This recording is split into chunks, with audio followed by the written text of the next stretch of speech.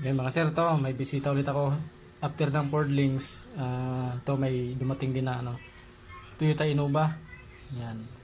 Ang issue lang nito mga sir, yung mga ilaw, yung backlight niya, merong part na maliwanag pa, pero dito banda madilim na. Tapos ang gagawin daw nito, sabi ng may-ari, magkaiba kulay, itong sa gitna puti, pero yung dito sa kabilaan RPM at saka dito sa fuel at saka temperature ice blue. Ayan.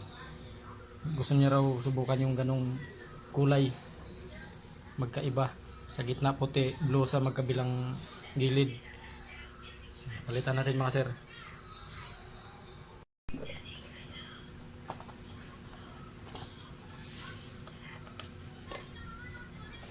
Galing si sir na galing sa Manila pa. Okay naman mga sir yung mga gauge niya. Gana naman lahat. Kaya lang yung backlight lang talaga may problema. Madilim. May part na ito banda maliwanag pero dito madilim na tsaka dito.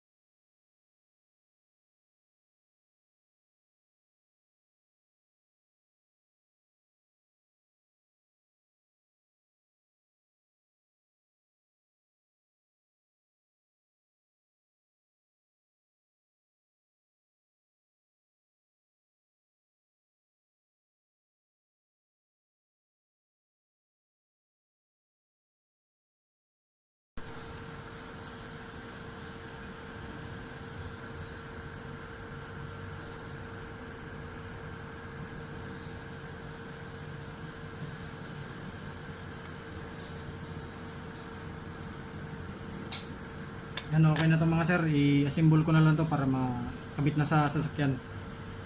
Palitan ko na. Puti sa gitna mga sir, sa speedometer puti. RPM blue, ice blue, tapos fuel at saka temperature ice blue rin. Gusto daw masubukan na mayari yung magkaiba kulay. Yan mga sir, ito na yung yung resulta ng palit ng backlight Toyota Innova mga sir. Yan, kulay puti sa gitna, tapos blue sa fuel temperature at saka yung sa RPM. Yan. Palit backlight lang yung ginawa ko dito mga sir. Galing pa si sir ng Manila. Yan, okay na siya mga sir, maliwanag na. Mas lalong kitang-kita yan mamaya pag madilim. Yan, maraming salamat. Toyota Innova mga sir, palit backlight lang.